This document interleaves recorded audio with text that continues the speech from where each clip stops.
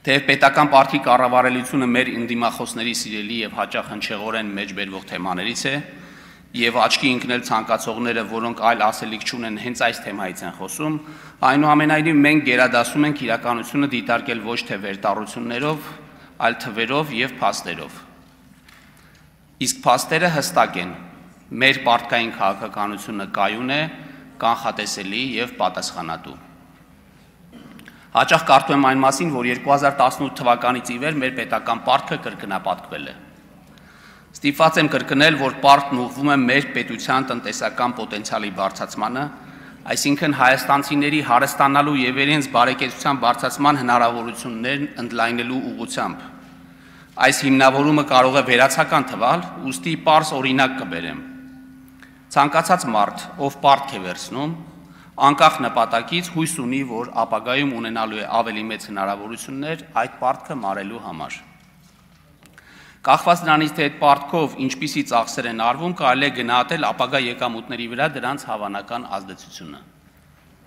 Օրինակ, եթե մարդը պարտք է վերցնում նոր բիզնես հիմնելու,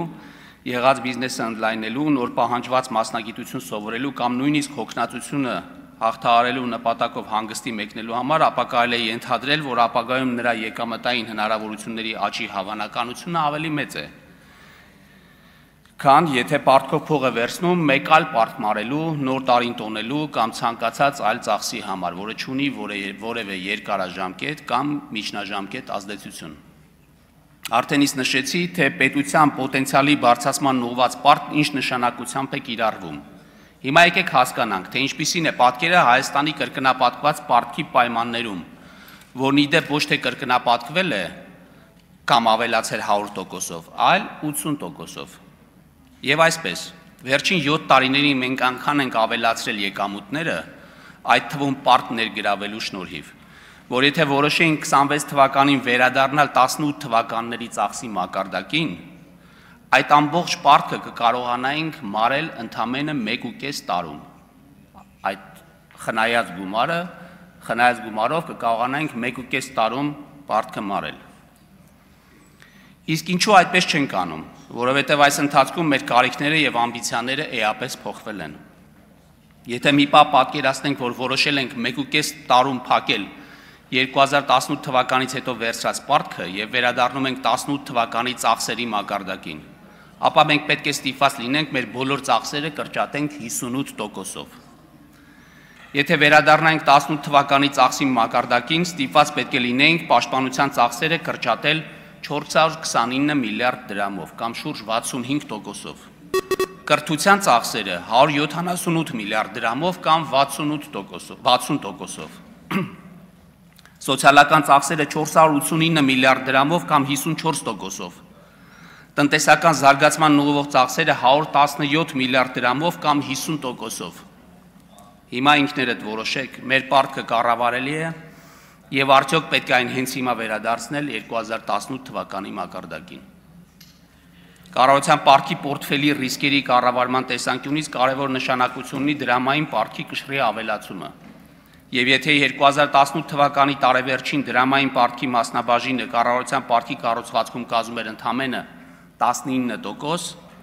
ապա հաջորդող 6 տարիների ընթացքում այն շարունակաբար աճել է 24 թվականին հասնելով շուրջ 50.8%-ի։ Այս փոփոխությունները մեզ թույլ են տվել միաժամանակ հասնել մի քանի կարևոր արդյունքների։ Նախ էականորեն նվազեցնել փոխարժեքի ռիսկը, այսինքն ապահովել պարտքի սպասարկման զգայունությունը արտարժույթի տատանումների նկատմամբ։ Երկրորդ, կառավարության ֆինանսական կարիքները բավարարել հիմնականում ներքին ֆինանսական շուկայի խնայողությունների հաշվին, որի արդյունքում պարտքի գծով տոկոսավճարները վճարվում են մեծամասամբ երկրի ռեզիդենտներին։ Եվ երրորդ, նպաստել պետական պարտատոմսերի շուկայի զարգացմանը, որը հանդիսանում է ընդհանուր ֆինանսական շուկայի զարգացման հիմնաքարը։ Այսինքն այն պարտքը, որը մենք ունենք այսօր, կառուցվածքային տեսանկյունից բազմակի ավելի որակյալ եւ կայուն է, քան այն, ինչ ունեինք 2018 թվականին։ Տեղական, պետական, գանձապետական պարտատոմսերի շուկան այսօր դարձել է հետաքրքիր եւ գրավիչ նաեւ միջազգային ներդրողների համար։ Սա խոսում է ոչ միայն մեր երկրի բարելաված մակրոտնտեսական միջավայրի, այլև պետության կայուն հարկաբյուջետային քաղաքականության եւ ամենակարևորը պետական ինստիտուտների նկատմամբ վստահության աճի մասին։ Եթե 2018 թվականին ներքին պարտքի շուկայում օտարերկրյա ներդրողների մասնակցությունը կազմել է ընդամենը 3.6 միլիարդ դրամ, ապա 2025 թվականի սեպտեմբերի 30-ի դրությամբ այն հասել է արդեն 177 միլիարդ դրամի։ Այսինքն միջազգային ներդրողների վստահությունը Հայաստանի Հանրապետության պետական ինստիտուտների նկատմամբ այսօր առավել քան երբևէ։ Ավելին, եթե 2025 թվականի մարտին թողարկված 10 տարի ժամկետայնությամբ եվրոբոնդերի եկամտաբերության մեջ երկրի ռիսկի հավելավճարը կազմում էր 286 բազիսային կետ կամ 2.86%,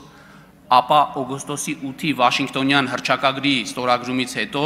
սեպտեմբերի վերջին այն նվազել է մինչև 227 բազիսային կետ։ Սա պատմականորեն ցածր ցուցանիշ է, ինչը թույլ է տալիս ամրագրել եւս մեկ անգամ, որ մենք ընկալվում ենք որպես շրջահայաց եւ պատասխանատու քաղաքականություն վարող պետություն, որը գործում է իր հնարավորությունների սահմանում, բայց նաեւ ապագային միտված խելամիտ ներդրումներ է կատարում։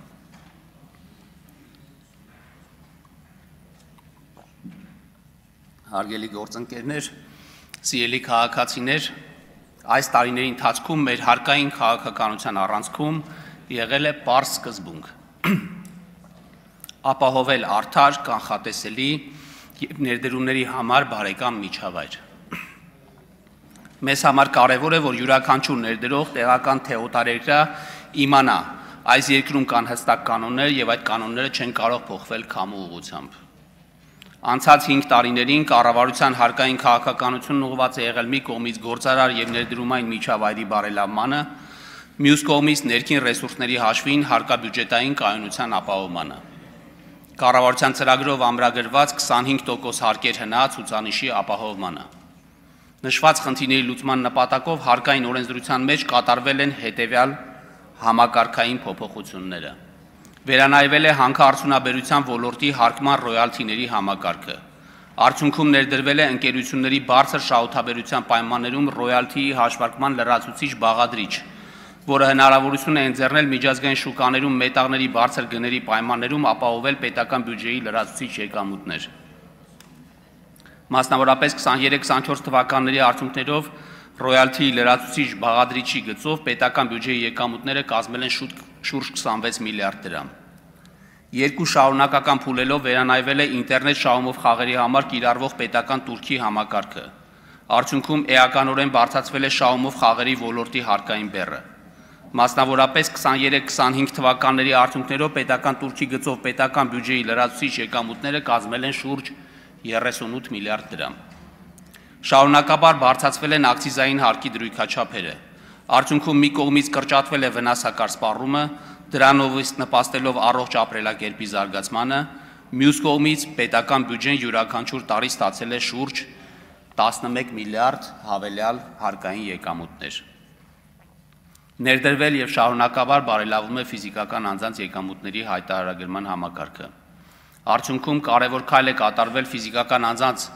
անձնավորված հաշվառման համակարգի զարգացման եւ դրանով իսկ կառավարության տարբեր քաղաքականություններ ավելի լավ հասցեավորելու նախադրյալների ձևավորման համար։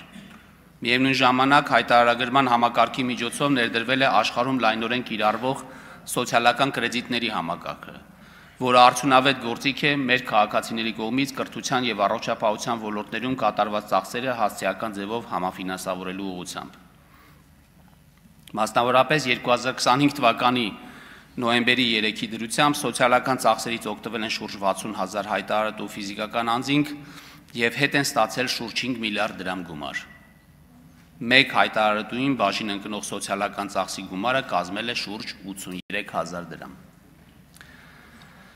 Լայն շրջանակի բյուջետային ծրագրերով աջակցության գործիքներ են նախատեսվել գիտական հետազոտություններ եւ մշակումներ իրականացող կազմակերպությունների համար։ Գրավիչ հարկային միջավայր է ձևավորվել տեղեկատվական տեխնոլոգիաների ոլորտում գործունեություն իրականացնողների համար։ Արդյունքում ակնկալվում է,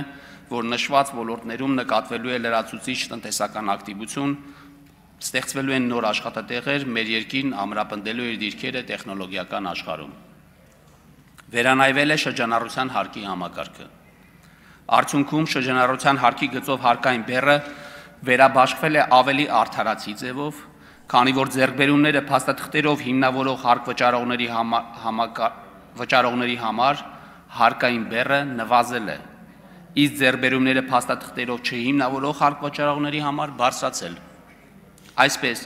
2024 թվականի առաջի կիսամյակում նվազագույն 1.5% դրույքաչափով հարկվել է առևտրական գործունեությունը իրականացնող հարկվճարողների 37%-ը, իսկ 25 թվականի առաջի կիսամյակում մինչև 1.5% դրույքաչափով հարկվել է առևտրական գործունեություն իրականացնող հարկվճարողների 59%-ը։ Համանման պատկեր ունենք նաև հանրային սննդի ոլորտում։ Զուգահեռաբար գործակների փաստաթղթավորմամբ կրճատվել են շրջանառության հարկվճարողներին ապրանքներ մատակարարող ավելի խոշոր հարկվճարողների ստվերային շրջանառությունները։ Օրինակ, առևտրական գործունեության պարագայում փաստաթղթավորված ծախսերը աճել են ավելի քան 60%-ով։ Ամփոփելով վերոնշյալը, կարող ենք հստակ արձանագրել, որ գործունեության հիմնական տեսակների պարագայում շրջանառության հարկի համակարգի վերանայումը ոչ թե հարկային բեռի բարձրացման մասին է, այլ հնարավորություն է, որպեսզի ձեռքբերումները փաստաթղթերով հիմնավորելու պարագայում հարկային բեռը լինի նույնիսկ ավելի ցածր մակարդակում, քան մինչև համակարգի վերանայումներ։ Եվ այս համատեքստում որոշ շրջանակների կողմից թմկահարվող այն թեզը, ըստ որի շրջանառության հարկի համակարգի վերանայումը աղետ է փոքր եւ միջին ձեռնարկատիրության համար, ուղղակի հերյուրանք է, որը չունի պատշաճ մասնագիտական հիմնավորում։ Մեկ այլ ցուցանիշ ևս, որը ապացուցում է ասվածը։ 21-25 թվականներին, այսինքն ընդամենը 5 տարվա ընթացքում Հայաստանում գրանցվել է ավելի շատ իրավաբանական անձ, քան 2000-ից 2011 թվականներին։ Այս նույն ժամանակահատվածում տարեկան միջինում գրանցվում է մոտ 9900 նոր իրավաբանական անձ։ Մինչդեռ նախորդ ժամանակահատվածում այդ թիվը կազմել է 3795։ Հիմա հարց. ինչու են այդքան ընկերություններ գրանցվում եւ ինչու է այդքան մարդ որոշում զբաղվել ձեռնարկատիրությամբ, եթե ամեն ինչ այդքան վատ է։ Այստեղ հիրավի բախվում ենք իրականության հետ, որովհետև կապ չունի լուրերով ինչ են հայտնում կամ քաղաքական գործիչներն ինչ են ասում, քանի որ սեփական միջոցները նոր գործ սկսելու մեջ ներդրող մարդը եւ կարող է հարկային օրենք կարդալ եւ կարող է իրատեսորեն գնահատել այն ձեռնարկատիրական միջավայրը, որն առկա է մեր երկրում։ Եվ առհասարակ, հետհայաց ուսումնասիրելով վերջին 5 տարիների հարկային քաղաքականությունը, կարող ենք արձանագրել, որ հարկային բեռի էական բարձրացում կատարվել է միայն հետևյալ 3 ուղղություններով՝ մետաղական հանքարդյունաբերության ոլորտի ռոյալթի ուղղությամբ, ակցիզային հարկի ուղղությամբ, շահումներով խաղերի ոլորտի պետական տուրքի ուղղությամբ։ Ակնհայտ է, որ այս ուղղություններից եւ ոչ մեկով չեն թիրախավորվել առաջին անհրաժեշտության կամ սոցիալական նշանակության սպառումը ցածր եկամտային խմբերի եկամուտները։ Հակառակը, հարկային բեռը բարձրացվել է այն տրամաբանությամբ, որ ընդերքի արդյունահանումից մեր հասարակությունը ստանա իր արդար հասանելիքը, որ կրճատվի վնասակար սպառումն ու խրախուսվի առողջ ապրելակերպը եւ որ զսպվի խաղամոլությունը։ Այս առումով ավելի քան վստահ ենք, որ հարկային քաղաքականության մեր օրակարգն ունի լայն հասարակական աջակցություն եւ ճիշտ ընկալում։ Ավելին, 2021-23 թվականներին անշեղորեն շարունակվել է եկամտային հարկի դրույքաչափն իջեցնելու քաղաքականությունը, որը գործնականում նշանակում է, որ նշված ժամանակահատվածում տարեկան ավելի քան 20-ից 28 միլիարդ դրամ եկամտային հարկ պակաս է հավաքագրվել գործատուներից եւ վարձու աշխատողներից, կամ նույնն է, թե անչափ միջոցներ պահպանվել են գործատուների եւ վարձու աշխատողների մոտ, այդ կետ նպաստելով տնտեսության զարգացմանն ու աշխատող քաղաքացիների բարեկեցության բարելավմանը։ Պետական բյուջեի եկամուտները նախատեսվում են 3 տրիլիոն 91 միլիարդ դրամ, որից հարկային եկամուտները 2 տրիլիոն 973 միլիարդ դրամ։ Հարկային վարչահարության բարելավման ստվերի դեմ պայքարը, ինչպես նաև հարկային քաղաքականության միջոցառումների արդյունքում ակնկալվում է ապահովել հարկեր հնա հարաբերակցության բարելավում սպասողականի համեմատ 0.4%-ային կետով։ Իդեպ սպասողականի մասին խոսելուց ասեմ, որ այս տարի սպասում ենք 1%-ային կետով բարելավում։ Խոսելով առաջիկա տարիների հարկային քաղաքականության մասին, պետք է նշել, որ ներկա փուլում ընթանում են հարկային քաղաքականությունը վերաիմաստավորելու հայեցակարգային քննարկումներ։ Նպատակը կայուն տնտեսական աճի և բարեկեցության ապահովման ուղղված այնպիսի հարկային համակարգի ձևավորումն է, որը նաև զերծ կլինի հաճախակի փոփոխություններից և հարկվճարողների համար կապահովի կանխատեսելի հարկային միջավայր։ Ուշադրության կենտրոնում են լինելու հատկապես այլընտրանքային հարկային համակարգերի վերանայման, ներդրողներին լրացուցիչ հարկային խթանների տրամադրման հարցերը։ Զուգահեռաբար քննարկվելու են հարկային վարչահարության առաջադեմ գործիքների ներդրման, հարկային մարմնի կողմից հարկվճարողներին ավելի որակյալ ծառայություններ մատուցելու հարցերը։ Այս ամենով հանդերձ ակնկալվում է հնարավորին չափ պարզեցնել հարկային օրենսդրությունն ու հարկային համակարգն ընդհանրապես։ Հարգելի գործընկերներ, գնումների համակարգը մեր տնտեսության առանցքային հենասյուներից մեկն է, եւ այս ուղղությամբ եւս վերջին տարիներին ունեցել ենք զգալի առաջընթաց, ուղղված թափանցիկության, արդյունավետության եւ հաշվետվողականության բարձրացմանը։ Նախ գրանցել ենք մեկ անձից իրականացվող գնումների էական նվազում։ 2021 թվականներին ճգնաժամային զարգացումների պայմաններում մեկ անձից գնումների մակարդակը հասել էր համապատասխանաբար 18.3 եւ 22.3%-ի։ Սակայն հաջորդ տարիներին կառավարությունը հաջողվել է հետևական աշխատանքի արդյունքում էականորեն նվազեցնել այս ցուցանիշը, 24 թվականին այն հասցնելով ընդամենը 8.6%-ի։ Եթե 21 թվականին իրական մեկ անձից գնումները կազմում էին 7.4%, իսկ հրատապ գնումները 14.9%, ապա 24-ին դրանք նվազել են կազմելով համապատասխանաբար 5% և 3.6%։ Կարևոր է ընդգծել, որ հրատապ գնումների այս նվազումը տեղի ունեցել այն պայմաններում, երբ որոշումների կայացման գործընթացը դարձել է ավելի ապակենտրոնացված։ Սա ևս մեկ անգամ փաստում է, որ ժողովրդավարության պայմաններում հնարավոր է կառուցել արդյունավետ և հաշվետվողական համակարգեր, որտեղ որոշումները կայացնում են այն մարդկանց կողմից, ովքեր ամենամոտն են կանգնած խնդրո առարկային։ Վերջին տարիներին բարձրացել է մասնակիցների միջին քանակը մրցակցային ընթացակարգերում։ Եթե 2019 թվականին մեկ մրցույթի միջին մասնակցությունը կազմում էր 2.5 մասնակից, ապա 24 թվականին այդ ցուցանիշը աճել է հասնելով 3 մասնակցի։ Սա բարձր ցուցանիշ է մեր նման երկրների համար։ Համեմատության համար հարևան Վրաստանում 23 թվականին այդ ցուցանիշը կազմել է 2 մասնակից։ Այս ամենը վկայում է, որ մասնավոր հատվածը գնալով ավելի է վստահում պետական գնումների համակարգին։ Դա նշանակում է մենք շարժվում ենք ճիշտ ուղղությամբ,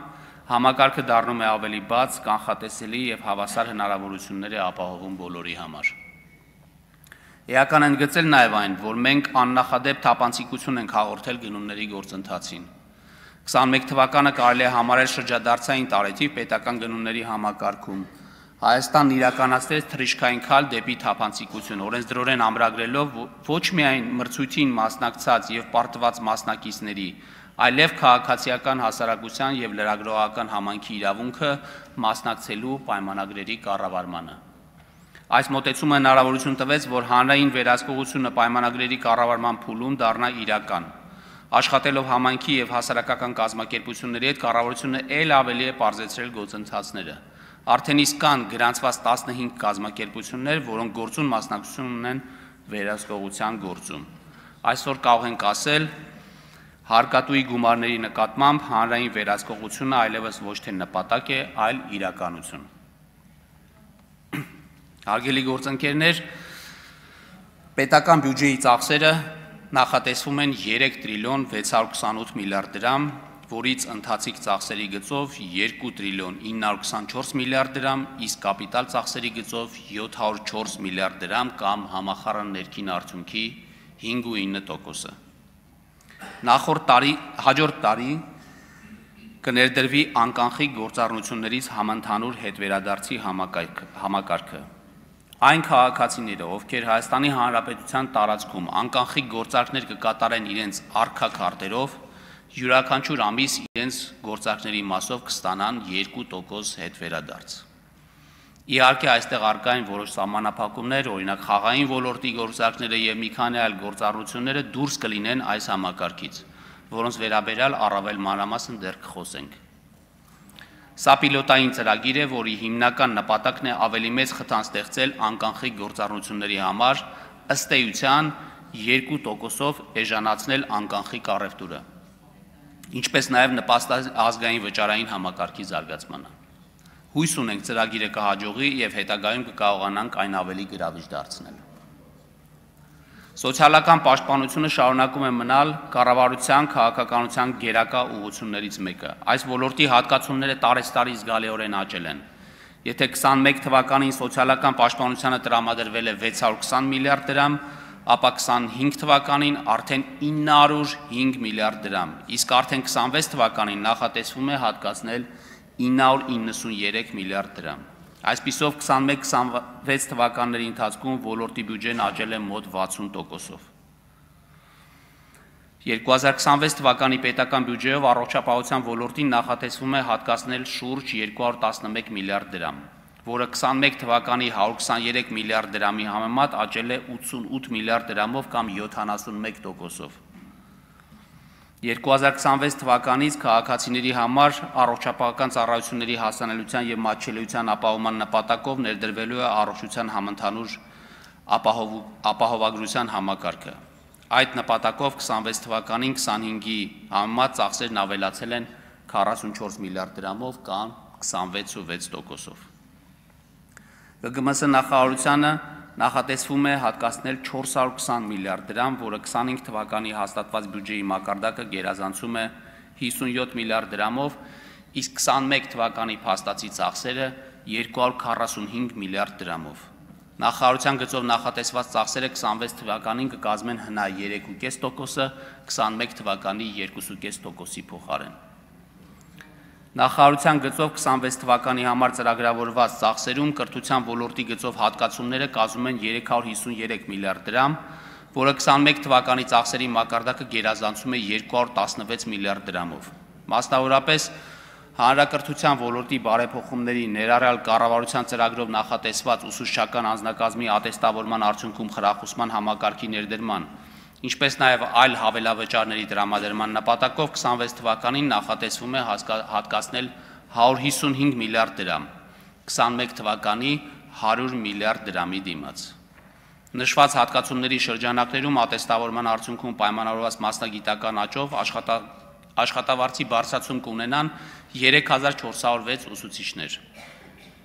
իսկ 8663 ուսուցիչներ դրույքաչափի բարձրացումից բացի կստանան նաև հավելավճարներ։ 2026 թվականի նախագծով 150 միլիարդ դրամ է նախատեսվել կառավարության ծրագրով նախատեսված 300 դպրոց եւ 500 մանկապարտեզի շենքային պայմանների բարելավման նպատակով։ Ընդհանուր առմամբ 21-26 թվականներին հանրակրթական դպրոցների եւ մանկապարտեզների շինարարության հիմնանորոգման գույքով եւ տեխնիկայով ապահովելու նպատակով նախատեսվել է 338 միլիարդ դրամ։ 26 թվականին շարունակվելու են թվով 209 դպրոցների եւ 16 մանկապարտեզների կառուցման, հիմնանորոգման եւ վերանորոգման աշխատանքները, ապահովելով նաեւ դրանց հագեցումը անհրաժեշտ գույքով եւ սարքավորումներով։ 2026 թվականի պետական բյուջեով էկոնոմիկայի նախարարությանը նախատեսվում է հատկացնել 74 միլիարդ դրամ, որը 21 թվականի 43 միլիարդ դրամ փաստացի ծախսը գերազանցում է շուրջ 31 միլիարդ դրամով կամ 71%-ով։ Գյուղատնտեսության խթանման եւ գյուղատնտեսության արդիականացման ծրագրերի գծով 26 թվականին նախատեսվում է հատկացնել 33 միլիարդ դրամ, 21 թվականի 18 միլիարդ դրամի դիմաց։ Ընդ որում նշված ծրագրերի շրջանակներում ագրոպարենային ոլորտի սարքավորումների եւ գյուղատնտեսական տեխնիկայի լիզինգի աջակցության միջոցառումների արդյունքում վերջին 5 տարիների ընթացքում ձեռք են բերվել շուրջ 2700 միավոր սարքավորումներ եւ 3700 միավոր գյուղտեխնիկա։ 21-26 թվականների ընտրած ժամանակահատվածի համար տնտեսության ոլորտում հատկանշական է տնտեսության արդիականացման աջակցության ծրագրի լիզինգի ծրագրի շրջանակներում գրանցված զգալի աճը։ 26 թվականին նախատեսվում է հատկացնել 22 միլիարդ դրամ, 21 թվականի 6.6 միլիարդ դրամի դիմաց։ Արդյունքում հնգամյա կտրվածքով պետության սուբսիդավորմամբ ձեռք են բերվել շուրջ 13000 միավոր սարք-սարքավորումներ։ 26 թվականին տարածքային կառավարման եւ ենթակառուցվածքների նախարարությանը նախատեսվում է հատկացնել 325 միլիարդ դրամ։ Ճանապարհաշինության ոլորտում 26 թվականին իրականացվեն միջպետական, հանրապետական եւ մարզային նշանակության ավտոմոբիլային ճանապարհների հիմնանորոգման եւ միջին նորոգման աշխատանքներ ու տրանսպորտային օբյեկտների հիմնանորոգման, 4143 կիլոմետր ամառային և 5182 կիլոմետր ձմեռային պահպանման, ինչպես նաև 3 թունելների, 5 կամուրջների պահպանման և շահագործման աշխատանքներ 66 միլիարդ դրամի շրջանակներում։ Կավարտվի հյուսիս-հարավ ճանապարհային միջանցքի Աշտարակ-Թալին 34 կիլոմետր, Քաջարան-Ագարակ 32 կիլոմետր հատվածների շինարարությունը, կտրվի Քաջարանի թունելի և մոտեցումների շինարարության մեկնարկը, ինչպես նաև կմեկնարկի Սիսիան-Քաջարան 60 կիլոմետր ճանապարհահատվածի հողերի օտարման և տարաբնակեցման ծրագրի իրականացումը և կառուցման վերակառուցման աշխատանքները։ 21-26 թվականների ընտրած ժամանակահատվածի համար յուրաքանչյուր տարի նորոգվել է շուրջ 500 կիլոմետր ճանապարհներ, այդ ուղղությամբ 21 թվականին 40 միլիարդ դրամից հատկացումը աճել է 26 թվականին կազմում է 113 միլիարդ դրամ։ Արդյունքում հնգամյա կտրվածքով կատարվել է շուրջ 2620 կիլոմետր ավտոճանապարհների նորոգում։ 21 թվականի նկատմամբ 26 թվականին պետական բյուջեով Հայաստանի Հանրապետության համայնքների բյուջեներին տրվող հատկացումները աճել են 53%-ով, 21 թվականի 115 միլիարդ դրամից հասնելով 176 միլիարդ դրամի։ Ընդ որում 21 թվականից մինչև 26 թվականի ամբողջ ժամանակահատվածի համար նշված հատկացումները կազմել են 890 միլիարդ դրամ, որից ֆինանսական համահարթեցման դոտացիաները կազմել են 490 միլիարդ դրամ։ Մասնավորապես տնտեսական և սոցիալական ենթակառուցվածքների զարգացման նպատակով 26 թվականին նախատեսվում է իրականացնել 17.7 միլիարդ դրամի սուբվենցիոն ծրագիր։ 21-25 թվականին իրականացվել են 108 միլիարդ դրամի սուբվենցիոն ծրագրեր։ Մասնակցային բյուջետավորումը առաջին անգամ Հայաստանում ներդրվել է 2024 թվականին, որի համար պետական բյուջեով նախատեսվել է 500 միլիոն դրամ 4 համայնքներում ծրագրի պիլոտային իրականացման համար։ Ծրագրի շրջանակներում ֆինանսավորվել է 8 ծրագիր։ Փորձարկման դրական արդյունքների հիման վրա 25 թվականին գործընթացն ընդլայնվել է, ընդգրկելով 21 համայնք։ Ծրագրերի ֆինանսավորման համար հատկացվել է 1 միլիարդ դրամ, որի շրջանակներում նախատեսվում է իրականացնել 39 ծրագիր տարբեր ոլորտներում, այդ թվում հանրային բացօթյա տարածքների բարեկարգում, ժամանց, սպորտ, կրթություն, մշակույթ, ջրագծերի, բնապահպանության և ճանապարհաշինության ուղղություններով։ 26 թվականին պետական բյուջեի նախագծով նախատեսվում է կրկնապատկել ծրագրի ֆինանսավորման ծավալը և համայնքների թիվը։ 2026 թվականին կշարունակվեն բարեփոխումները ջրային ոլորտում, այս ուղղությամբ նախատեսված շուրջ 35 միլիարդ դրամի շրջանակներում։ Ոլորտում իրականացվող բազմաթիվ աշխատանքների արդյունքում կարելի է առանձնացնել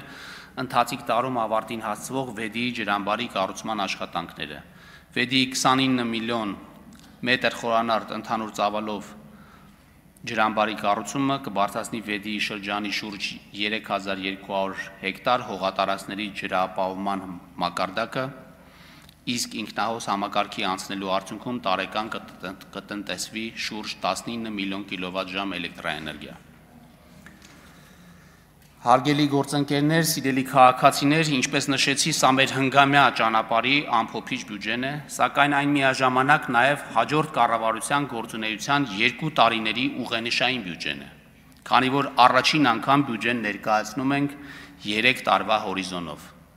որը պլանավորման մշակույթի հետևողական բարելավման ևս մեկ դրսևորում է։